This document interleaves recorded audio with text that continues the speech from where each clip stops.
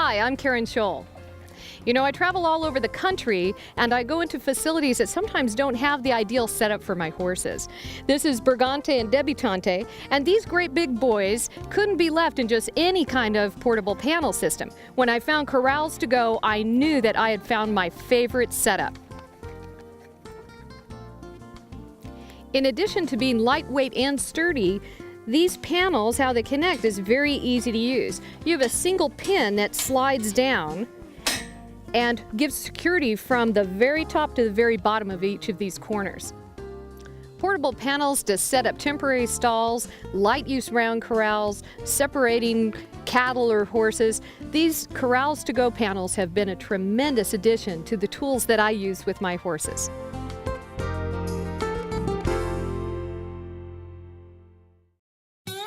In the Saddles, brought to you by Teskis.com. Visit our new website to see our huge selection of more than 700 saddles. Teskis.com.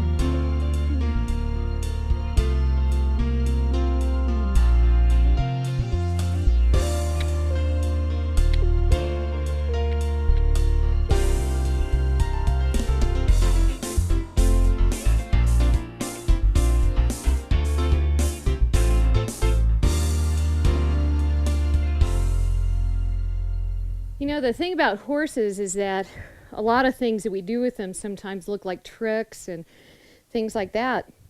But if you have great communication with a horse, it means that you have an element of leadership with a horse. So all great leaders are great communicators. There's lots of qualities about a leader that a horse is looking for, but the number one thing is about communication. Because when you have leadership, you build your confidence.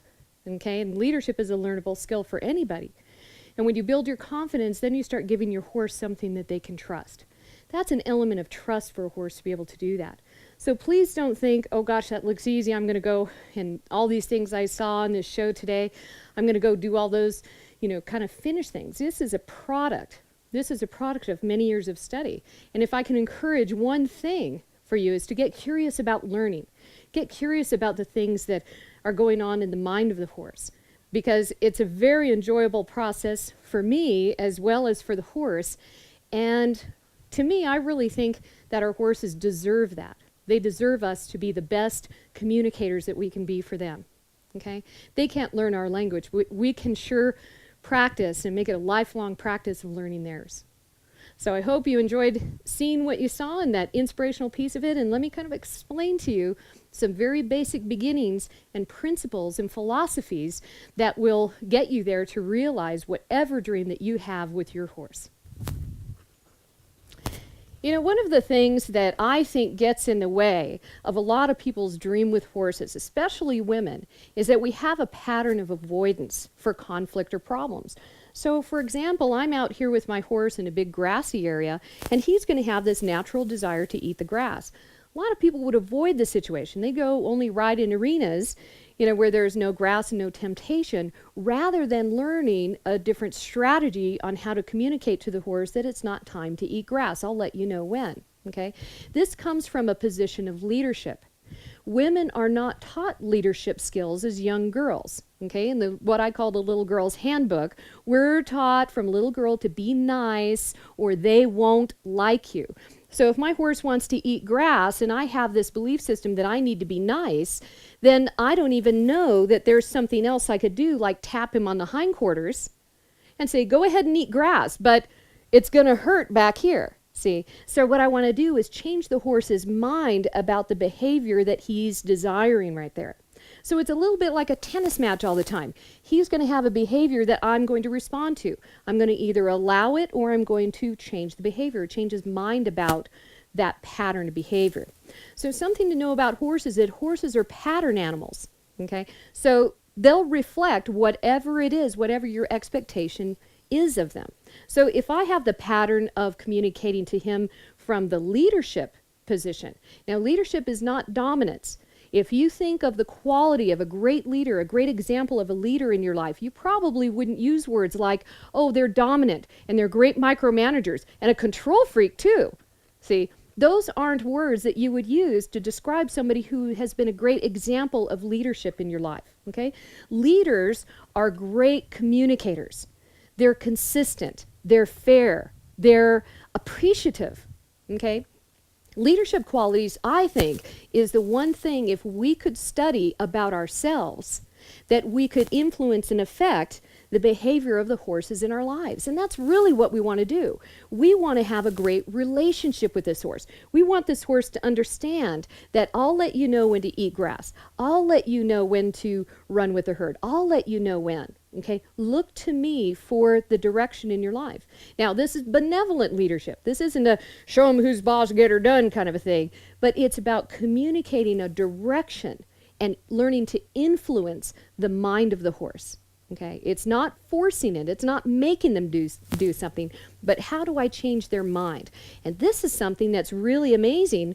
Once women understand this, we tap into our natural power of influence. Women, by nature, with the lack of physical strength, by nature, we have the ability to have a natural power of influence of others. So great leaders are great influencers. So we would influence somebody else's mind into a behavior that we're looking for, so that we have a wanting, willing partner in our life.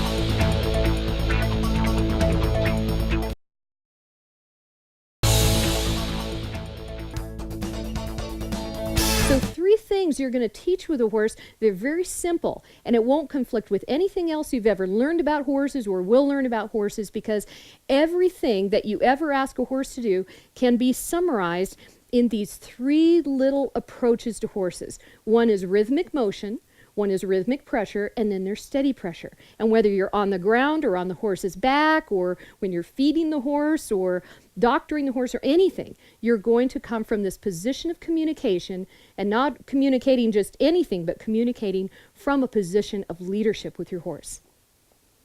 Of the 3 things that I described, rhythmic motion, rhythmic pressure, and steady pressure, the 2 that most horses don't understand the difference between is rhythmic motion and rhythmic pressure. Most horses, because they're pattern animals, what they tend to do is they think, okay, we've got a human, we've got a halter and lead, we've got this tool here, and when this thing starts making this kind of motion and sound and touch and all these things, he gets a little worried and he says, well, should I be moving my feet? See, I want to teach a horse to read my body language. If my body language is relaxed, he should relax, okay? So what this does is it communicates the position of leadership, because these horses don't run just on their own. They run when the lead horse runs. And they don't look at the lead horse leaving and go, wow, I wonder what's bothering her. See, they take the direction in everything, in every moment, from that lead horse in the herd. So this is an important thing to teach the horse from a leadership position. I'll let you know when you need to move your feet. But right now, you need to not move your feet, okay?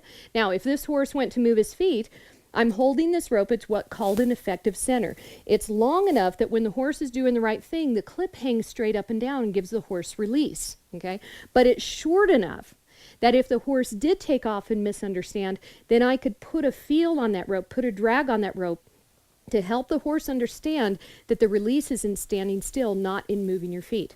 So don't get into a pattern. A lot of people show up holding the clip way too close, but you don't need to hold it that close. Keep a death grip on them. Just hold it at an effective center. But I see other people swing the other way and get what I call the soggy rope syndrome. And they sit there and hold the rope like this, which if the horse gets confused, you got a lot of rope to gather up before you can put a feel on it and help that horse understand what it is that you're wanting him to do, in this case, standing still. Okay? Now watch rhythmic pressure. I'm going to, number 1, I'm going to change my affect. instead of standing here relaxed, I'm going to put a posture of pressure towards the horse.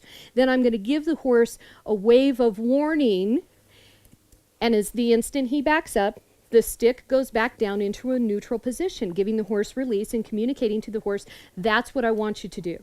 When you see me put a posture of pressure towards the horse, then give a wave of warning, then a boop, a mama's bite, see? That horse starts to understand that when I get that look on my face, that he needs to start moving his feet.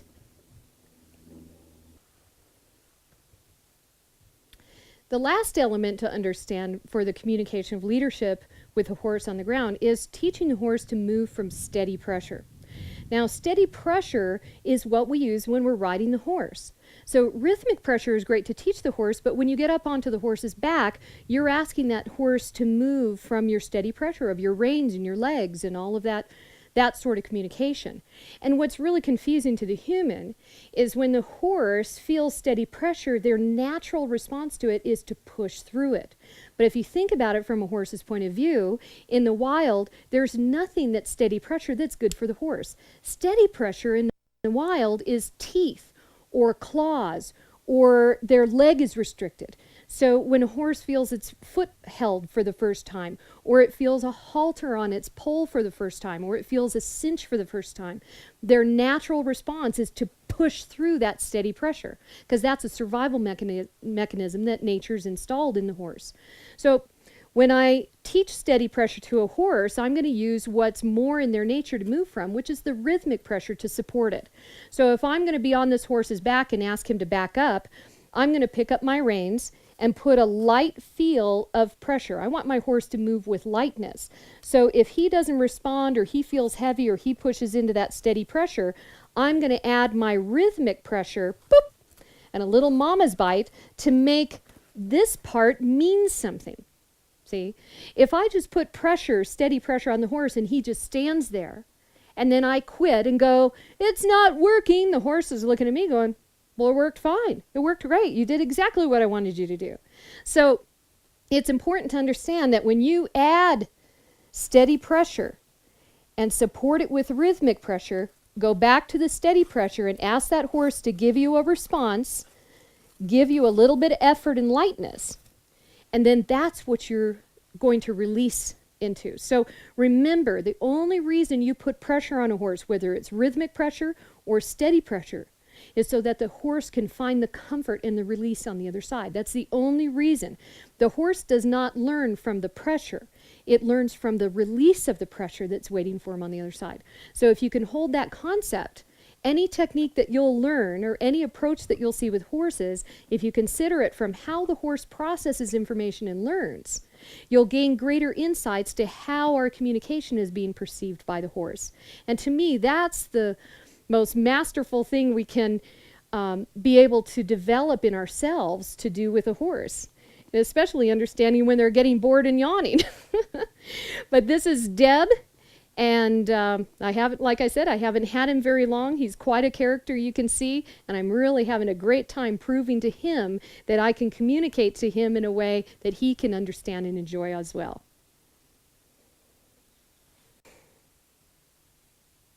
To summarize all of this information and how everything revolves around the leadership role that you have with your horse, again, it's having the horse be able to differentiate between rhythmic motion.